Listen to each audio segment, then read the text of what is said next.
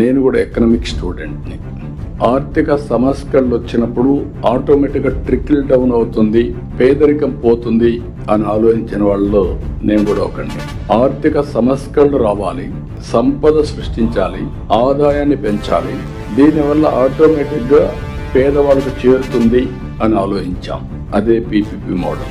ఈ రోజు ఆ పీపీపీ మోడల్ మీరు చూసే పబ్లిక్ ప్రైవేట్ పార్ట్నర్షిప్ లో రోడ్లు వేస్తున్నారు, టెలికమ్యూనికేషన్, పవర్, ఒకటని కాదు, పోర్ట్స్, ఎయిర్పోర్ట్స్, ఎవ్రీథింగ్ వచ్చారు.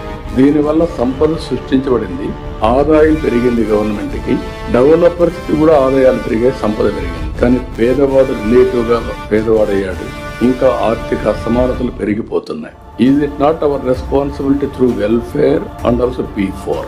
అందులో నుంచి పుట్టింది పబ్లిక్ ప్రైవేట్ పీపుల్స్ పార్ట్నర్షిప్. ఎవరైతే సమాజం వల్ల పైకొచ్చిన వ్యక్తి తిరిగి సమాజానికి ఇచ్చే బాధ్యత కూడా తీసుకోవాలనే ఉద్దేశంతోనే ఈ రోజు మీరున్నారు కలెక్టర్స్. మీరందరూ ఎట్లా కలెక్టర్స్ అయ్యారు?